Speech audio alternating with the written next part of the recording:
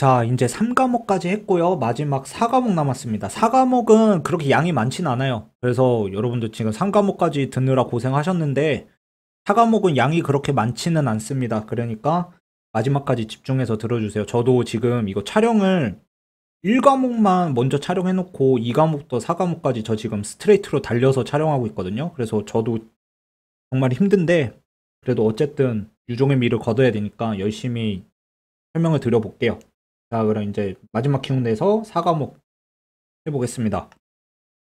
3과목까지 이제 모델링을 했잖아요. 그래서 1과목에서 분석 방법론 하고 데이터 수집하고 저장했어요. 머릿속에 그려보세요. 그 다음에 2과목에 수집한 데이터들 이제 탐색하고 그래서 정제도 했습니다. 그리고 통계량을 통해서 데이터가 어떤 식의 통계를 가지고 있는지도 우리가 알 수 있게 됐고요. 3과목에서는 이제 모델링을 했어요. 여러 가지 모델링을 했죠. 회귀도 해보고 분류도 해보고 뭐 의사결정 트리, 인공신경망 뭐 다양한 것들이 있어요. 마지막에 뭐 앙상블 같은 것도 했고 그 다음에 이제 모델링 했으니까 결과를 해석해야겠죠. 그렇죠. 결과 해석을 어떻게 할 거냐라는 거에 이제 초점이 들어가는 겁니다. 자, 그러면 좀 봐볼게요.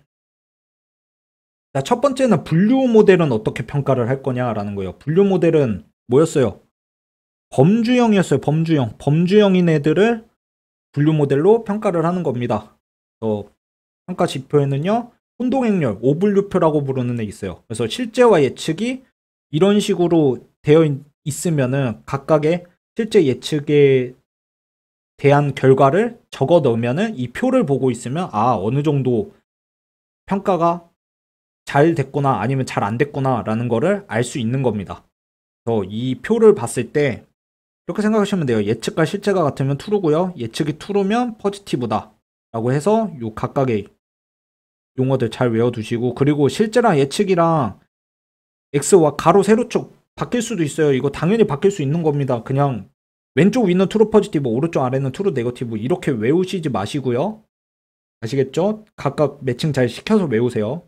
그리고 이 오분류표를 구하면요, 평가 지표가 나옵니다. 평가 지표들을 통해서 수식을 계산할 수 있어요. 이 수식들 뭐가 시험에 나올지 모릅니다. 그러니까 수식은 다 머릿속에 외워두시고요. 그리고 특히 이 재현율 같은 경우에는 민감도라고도 부르고요, 센시티비티라고도 부르고요, 아니면 트루 퍼지티브 레이트 혹은 히트 레이트라고도 부릅니다. 그리고 F1 스코어는요, 프레시전, 정밀도와 리콜, 재현율의 조합 평균이고요. 프레시전과 리콜은 트레이드 오프 관계입니다. 그래 프레시전이 높아지면 리콜은 낮아지고 뭐 이런 식의 관계를 가지고 있어요. 그다음에 ROC 커브, 분류 모델 평가 지표를 가지고 ROC 커브를 그릴 수가 있는데요. 가로축에 1- 특이도를 놓고요. 특이도를 놓고요. 세로축에 민감도. 민감도가 뭐예요? 재현율이라고 그랬죠. 이 재현율을 두면요, 시각화를 할 때요, 이런 식의 그래프가 그려집니다. 이런 식의 그래프가 그려지면요, 요 면적을 가지고 평가를 평가할 수가 있어요. 네, 면적이 이렇게 그려지면요, 이런 식으로 그려지면요, 여기가 면적이 0.5예요. 이때는 최악이에요. 모델이 최악이 되는 거고요. 모델이 너무 완벽해요. 그럼 이렇게 직각으로 그려질 겁니다. 그리고 이때 면적은요, 면적이 1이 돼요. 이러면 최고. 즉, 다시 돌아와서 면적이 클수록 1에 가까울수록 모델의 성능이 좋다고 평가할 수 있습니다. 자, 그 다음에 이익도표가 있는데요. 뭐 이거는 읽어보시면은 이런 것도 있구나 라고 이해하시면 되고요. 자, 분류 모델은 오분류표로 평가했죠. 그리고 회귀 모델은 뭘로 평가할까요? 회귀 모델은 이런 평가 지표를 가지고 있습니다.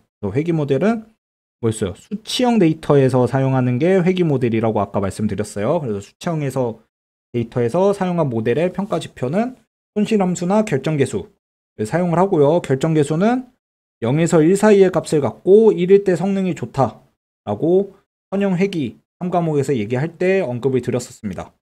손실함수 같은 경우도 이건 결국 뭐냐면요, 아까 제가 잔차가 최소가 되면 좋다고 했죠.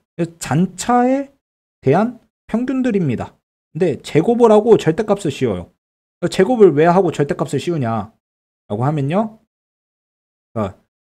이런 식의 데이터가 있어요. 이런 식의 데이터가 있으면요, 자, 이거를 대표하는 회귀 직선을 긋습니다. 회귀 직선을 그으면요, 이런 식으로 회귀 직선이 그어지겠죠.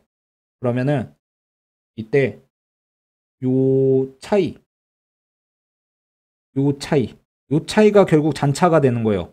요 차이들의 합이 결국 손실함수가 될 텐데, 자, 얘는 위에 있고 얘는 아래에 있어요.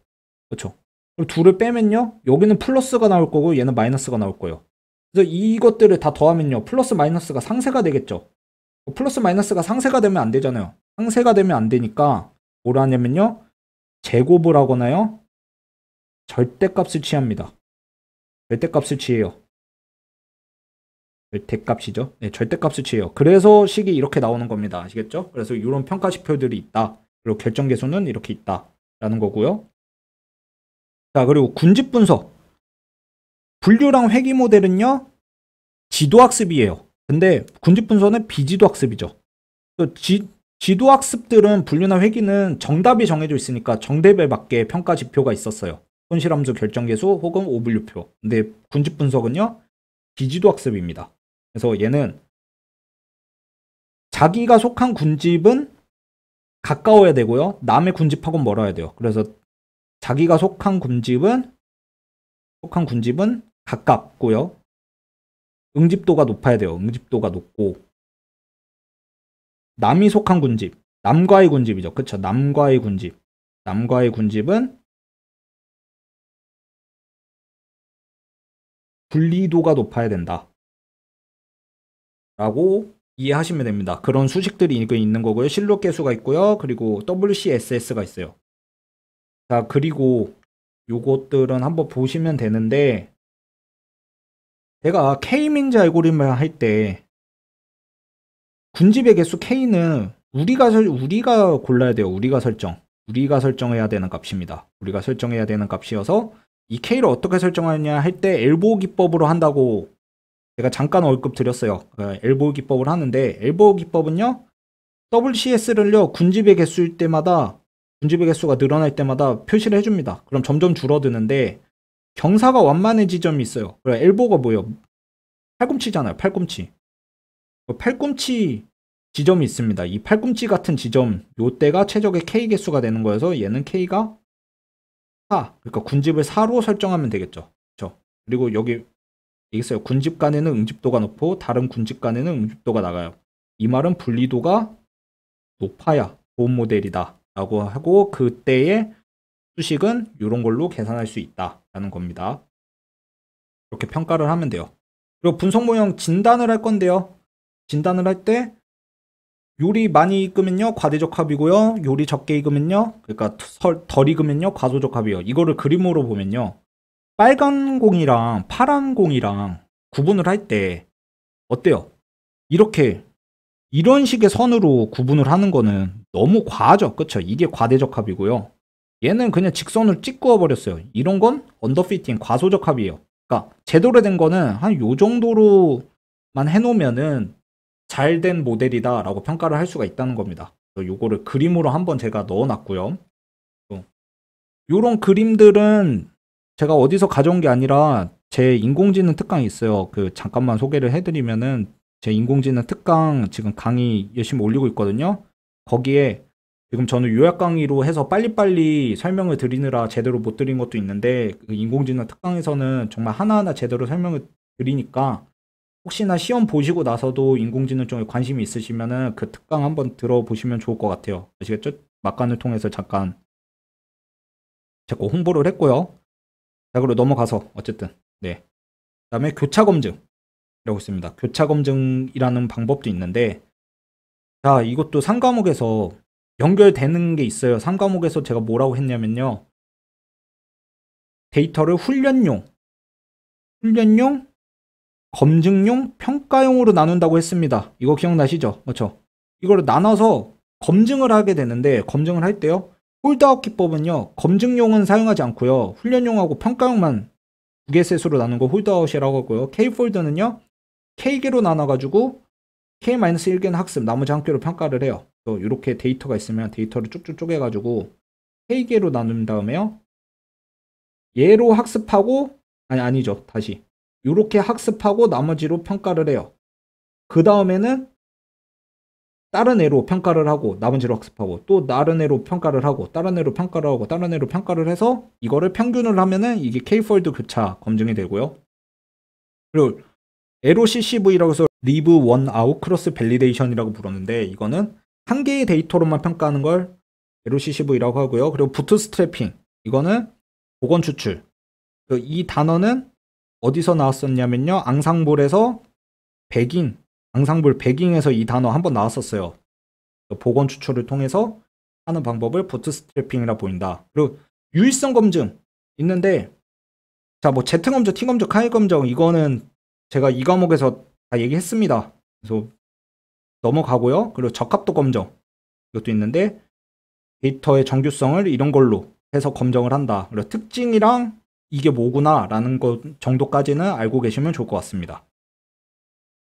자, 그리고 분석 모형을 개선을 해야 돼요. 분석 모형을 개선을 해야 될 건데 일단 과대적합을 방지하는 방안으로 뭐 여러 가지를 모델마다 방지 방법이 있었지만 좀 대표적인 것도 몇 가지를 소개를 해드리면요. 자, 모델의 복잡도를 일단 감소시키는 방법으로는 경량화된 모델을 활용하거나 아까 인공지능 3과목에서 말씀드린 드랍아웃 이런 것들이 있고요. 그리고 규제를 할 때 라쏘 규제, 리치 규제 얘기했죠. 근데 여기서 또 언급을 드리면요. 라쏘 규제는요. 유클리디안 거리를 기반으로 두고 있고요. 리치 규제는 맨하탄 거리를 기반으로 두고 있습니다. 요것도 알고 계시고 유클리디안 거리는 피타고라스 전리니까 루트 씌우잖아요. 루트 씌운다는 거는 반대로 얘기하면은 거꾸로 하면 제곱을 한다는 거와 같은 의미가 되는 겁니다. 뭐 수학적으로 들어가면은 뭐 엄밀히 따지면 또 한 세월이니까 루트를 반대로 하면 제곱이니까 유클리디안 거리구나. 그리고 맨하탄 거리는 절대값이었죠 아까. 맨하탄 거리고 편향과 분산의 트레이드 오프로 확인해서 편향이 높은지 분산이 높은지 확인을 해보면 과대적합을 방지할 수 있겠구나 라는 거예요. 자, 그 다음에 매개 변수 최적화가 있는데 파라미터와 하이퍼 파라미터의 개념이 있습니다. 파라미터는요 최적의 모델 구현이 목적이며 수동으로 설정을 분과하는데 하이퍼 파라미터는 사용자가 수동으로 설정해요. 자, 배운 애들 중에 한번 봅시다. 선형 모델 있어요. 요 회귀계수랑 절편은 제가 설정하는 거예요? 아니죠. 최소 제곱법으로 최적의 회귀계수와 편향을 설정을 해요. 그렇죠? 얘는 수동으로 설정을 불가하네죠. 그래서 이런 애는 파라미터예요. 파라미터. 근데 자, 군집 분석에서 K-민즈 할 때 군집의 개수 K는요. 군집의 개수 K. 군집 개수. 이건 누가 설정해요? 내가 설정하죠. 그렇죠? 사용자가 설정해요. 사용자가. 이거는 학습되는 게 아니라 사용자가 수동으로 설정합니다. 이게 하이퍼 파라미터예요. 자, 이거를 파라미터나 하이퍼 파라미터 개념을 이해할 때는 그냥 사용자가 수동으로 설정 가능하냐 불가능하냐 이렇게 보시면 되는 거고 경사관법 어디서 했었어요? 인공지능에서 했었어요. 그렇죠? 인공지능 인공신경망에서 했었습니다. 인공신경망에서 어떻게 했냐면요. 자, 요런 이차함수에 그 오차가 있고요. 이 오차에 여기가 최소라고 그랬죠. 최소점이 여기를 찾아간다고 그랬어요. 자, 그럼 여기서 이제 좀 연결이 되셔야 되는 게 아까 인공신경망에서는 이차함수 느낌으로 그려지고 경사를 따라서 내려가는 게 경사관법이라고 했습니다. 근데 왜 이차함수일까요? 지금 이제는 이해가 돼야 돼요. 왜냐면 아까 회기에 성능할 때 손실함수는 이차함수거나 절대값을 씌운다고 그랬죠. 왜? 플러스 마이너스가 영향을 미치면 안 되니까. 그래서 얘가 이차함수인 겁니다. 결국 다 연결되는 거예요. 지금 다 연결되는 거고요.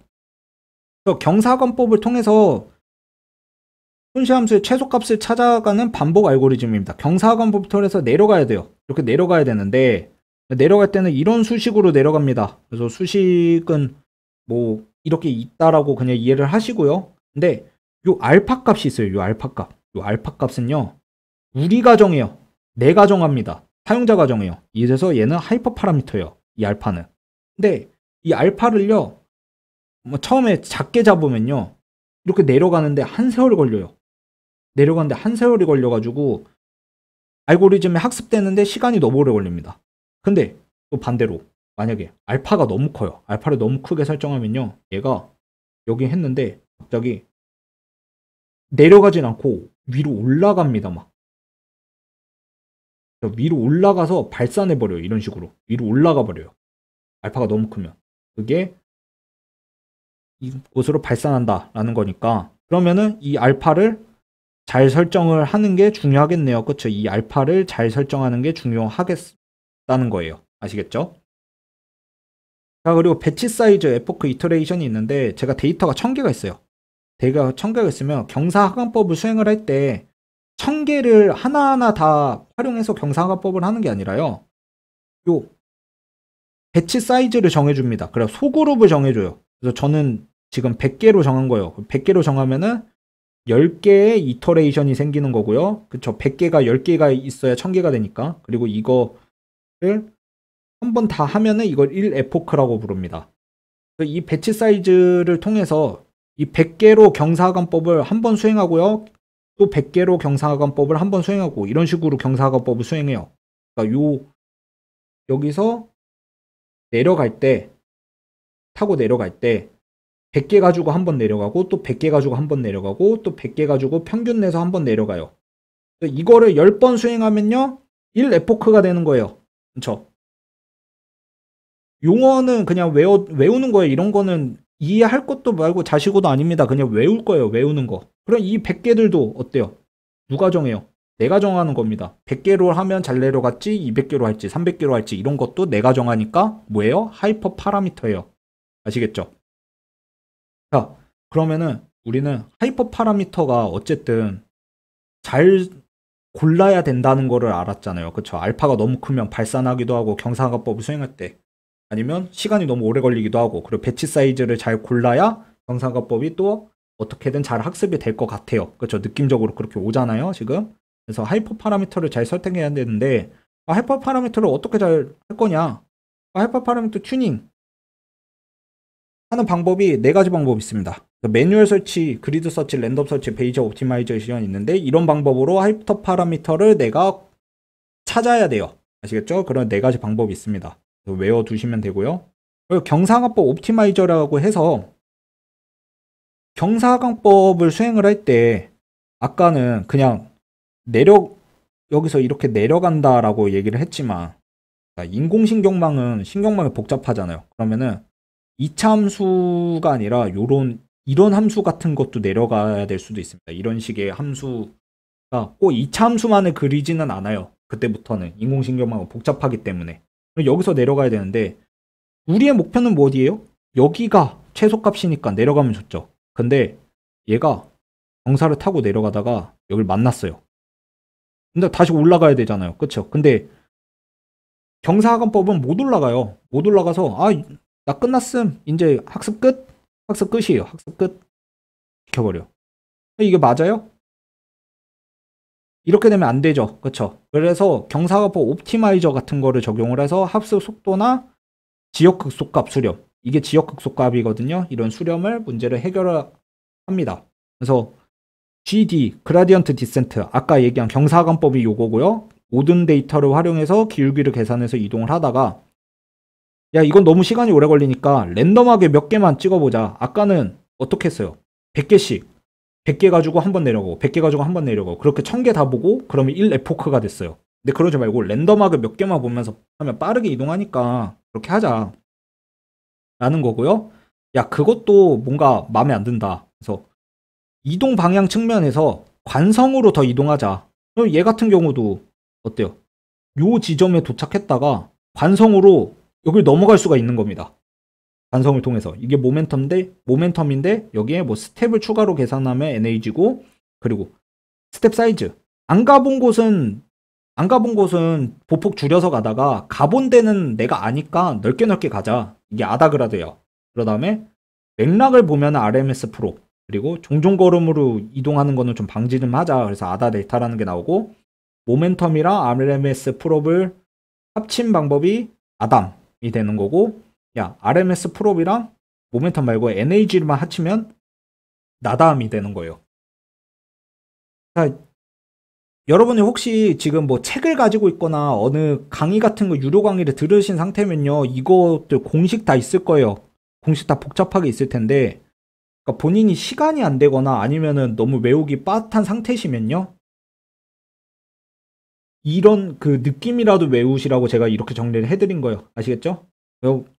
말씀드렸어요. 공식을 외울 수 있는 상태면 공식도 외워가는 게 무조건 좋고요. 뭐가 나올지 모르니까 시험에는. 하지만 공식까지는 아닌 것 같다 싶으면은 이 정도는 알고 가자라는 겁니다. 그다음에 자, 분석 모형 용합해서 앙상블 이거는 상과목에서 했으니까 그냥 제가 넣어만 놨고 건너뛸게요. 그다음에 최종 모형 선정은 이렇게 하면 됩니다.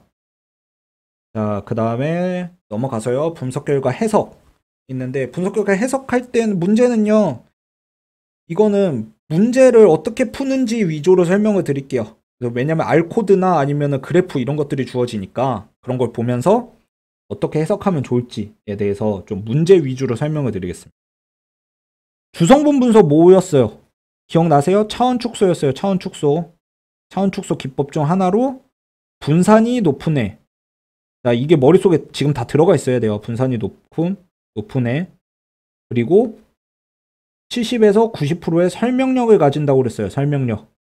자, 이게 머릿속에서 다 튀어나와야 됩니다. 이 상태에서 결과를 해석을 할 건데, 자, 이런 R로 분석한 결과가 나와요. R로 분석한 결과가 나왔을 때, 첫 번째 주성분이 0.63%를 설명을 해요. 63%를 설명해요. 그리고 두 번째 주성분까지 고르면요 80%를 설명하고요.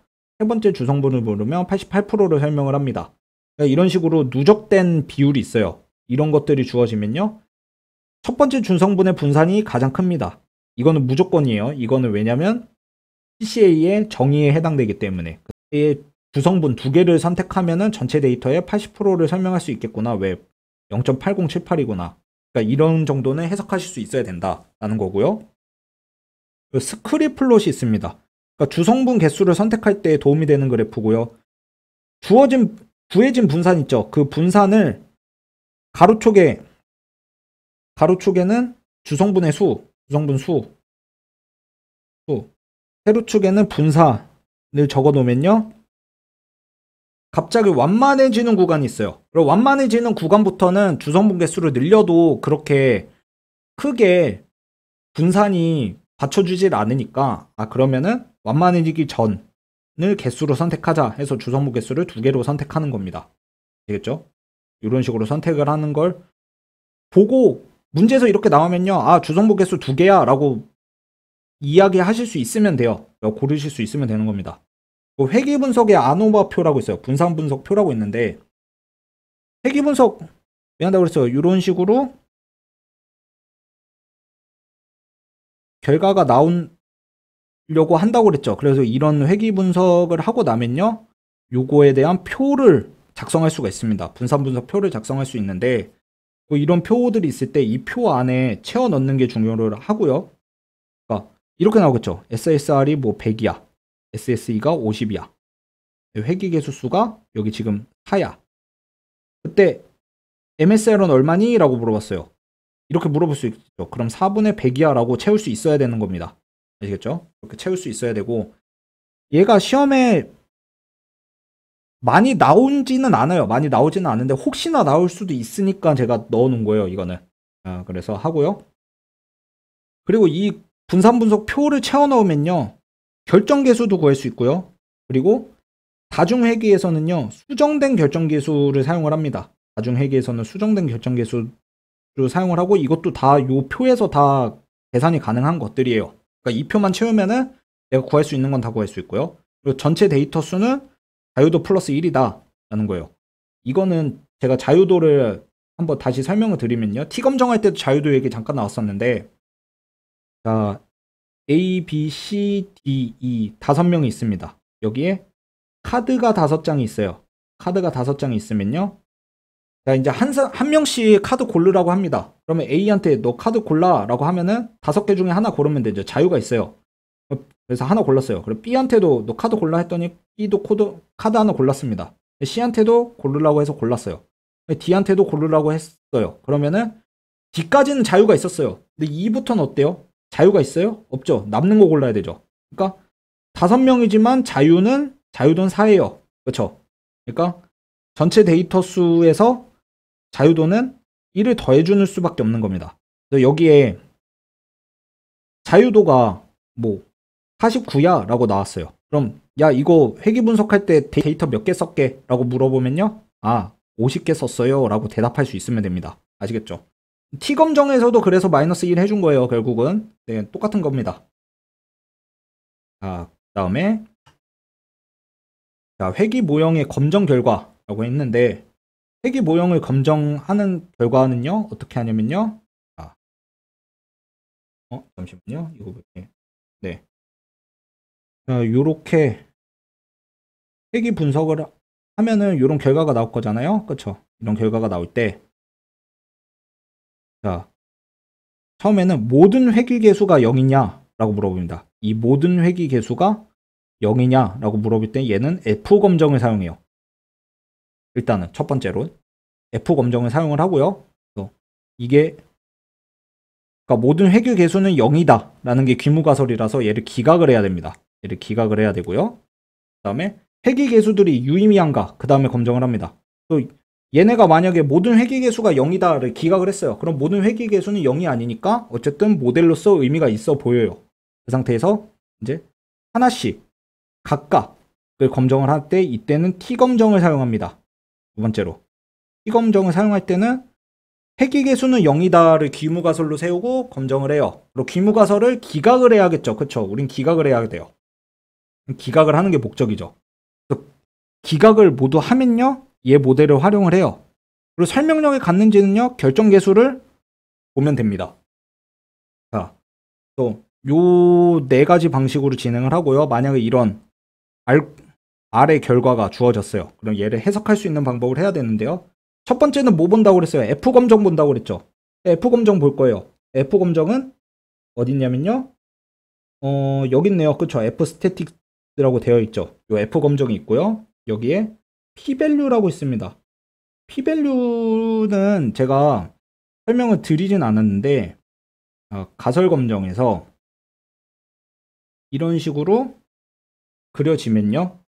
요때 여기가 채택력이고 나머지가 기각력이에요. 그렇죠? 기억나시죠? 이 기각력에 있는 확률 요 확률을 우리는 검정 통계량으로 위치를 구했습니다. 기억나시죠? 위치를 구했어요. 위치. 그래서 검정 통계량 위치가 채택력 안에 있는지 아니면 기각력 안에 있는지를 봤어요. 근데 이거를 P밸류로 놓으면요. 확률로 본다는 거예요. 확률로. 검정 통계량과 P밸류 둘 중에 하나로 보면 되는데 여기서는 P밸류로 볼 거예요. P밸류가 지금 1.658에 2-09예요. 2-09는요. 10에 다시요. 2-09는 10의 마이너스 9승이라는 겁니다. 저 엄청 작은 값이에요. 그러니까 P밸류가 엄청 작은 값이에요. 근데 지금 여기 나와 있진 않은데 95%로 검정한다라고 가정을 해볼게요. 왜냐면은 안 나와 있으면은 무조건 95%라고 생각하시면 돼요. 가장 무난한 게 95%, 5% 검정이니까. 그러니까 유의수준 5%로 지금 검정을 하는 건데 얘는요 0.05보다 작아요. 0.05보다 작다는 거는요 확률이 0.05보다 작으니까 0.05보다 잡으려면 이런 데 있어야 돼요. 그렇죠? 요런 데 있어야 된다고요. 위치가 검정 통계량의 위치가 이쪽에 있어야 돼요. 그래서 모형이 유의미하다라고 얘기를 할 수가 있는 거고요. 그 다음에 F 검정 끝났으면요 이제 T 검정으로 가야겠죠. T 검정으로 가가지고 AG, 노시빌링스 이런 것들의 T 검정 여기 있네요. T 검정을 했을 때 AG는요 4.34 2-10이니까 엄청 작죠. 그쵸? 얘도 0.05보다 작으니까 기무가설을 여기 기각력이잖아. 기각력이 있는 거예요. 다 지금 기각력이 있으니까 회귀계수가 유의미하다. 왜? 회귀계수 0이다를 기각시켜버렸잖아요. 그쵸? 그러니까 회귀계수가 유의미하다라고 볼 수가 있는 거고요. 노시빌링스는 P밸류가 어떻게 돼요? 0.851이에요. 엄청 커요. 엄청 크니까 면적이 넓을 거 아니에요. 그쵸? 면적이 넓으면은 채택력에 들어가 있을 겁니다. 그쵸? 0.05보다 크니까 채택력에 들어가 있어요. 얘는. 채택력에 있기 때문에 회귀분석을 재소형에 권장을 합니다. 얘는. 어쨌든 위 모형은요. 다중회귀 모형이에요. 다중회귀 모형이 뭐였어요? X가 여러 개 있는 게 다중회귀 모델이었죠. 그쵸? 다중회귀 모형이고요. R스퀘어는요, 어디 있어요? R스퀘어는 요런 데 있잖아요. 그쵸? 여기랑 요거 R스퀘어죠. 얘네는 전체 모형의 98% 이상을 설명한다 라는 거고, 다중회귀 모형이니까 수정된 R스퀘어로 보는 게 맞긴 해요. 네. 어쨌든 재수형을 권장하고 있지만 아직 재수형을 한 건 아니니까 다중회귀 모형이잖아요, 현재. 그리고 회귀의 자유도는요, 여기 자유도는 DF 보시면 돼요. 디그리 오브 프리덤의 약자거든요. 회귀의 자유도는 2고요. 잔차의 자유도는 9입니다. 그래서 다 더하면은 12개로 데이터를 활용하여 분석한다. 자, 이거 올라가 보면요. 분상 분석을 보면요. 회귀의 자유도는 2고요. 여기가 9예요. 그리고 2개 더했으니까 11이 나오겠죠. 그쵸? 분상 분포에서. 그럼 얘는 전체 데이터는 12개야 라고 말할 수 있으면 된다고 했죠. 그게 여기입니다. 이게 여기에요. 그리고 이제 모델 회귀식은 어떻게 될까요? 요게 회귀 계수들이에요. 절편하고 인터셉트가 절편이거든요. 그러니까 0.63516, 0.63516 회귀 계수 넣어주고 마이너스 0.01137 넣어주고 그 다음에 인터셉트 넣어주고, 자, 이런 회귀 모델식이 나온다 라고 해석할 수 있으면 됩니다. 아시겠죠? 그리고 이런 방식으로 처음에 뭐 한다고 그랬어요? F 검정하고 그 다음 T 검정하고 그 다음에 귀무가설 기각시키지 말지는 저희가 이 과목에서 가설 검정을 할 때는 검정 통계량으로 기각력에 있냐 채택력에 있냐 라고 했는데, 요걸 이 R 문제로 풀 때는 P-밸류로 R의 면적으로 계산을 하면 된다라는 거예요.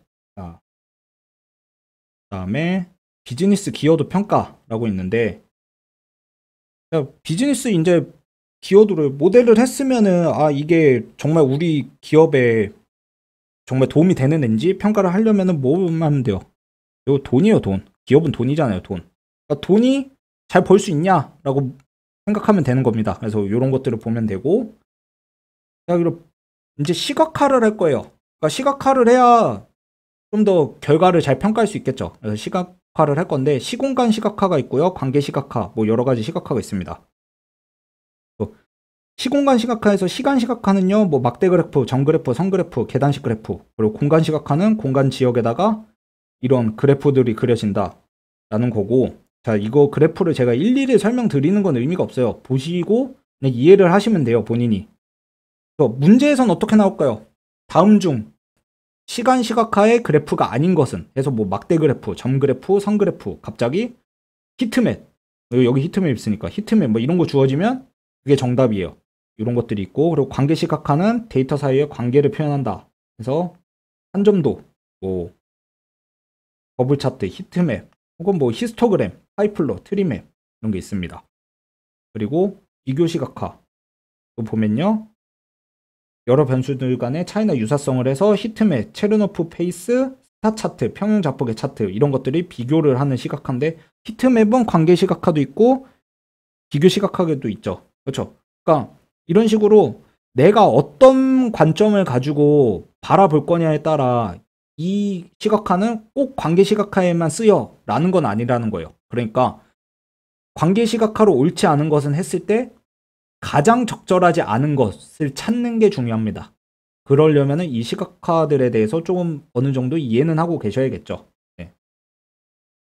자, 그 다음에 인포그래픽이라고 있어요. 인포그래픽이 있는데, 인포그래픽은 정보, 인포메이션의 그래픽, 시각적 형상을 나타내는 거고요. 목적에 따라 정보를 시각적으로 표현하고, 그냥 일반인에게 설득형 메시지를 전달하는 게 목적입니다. 뭐 공익 광고 같은 데도 쓰일 수도 있고요. 인포그래픽 유형은 이런 것들이 있고, 빨간색이 시험에 나왔던 애들이니까 더 집중해서 보시면 될 것 같아요. 자, 그 다음에 분석 결과 활용은 읽어보세요. 읽어보시면 될 겁니다. 전개에서는 이런 거 할 것 같고요. 모니터링에서 이런 거 할 것 같고, 리모델링에서 이런 거 할 것 같아요. 아시겠죠? 그리고 그렇지 않을 것 같은 게 답으로 고를 테니까 이거는 읽어보시면 될 것 같습니다.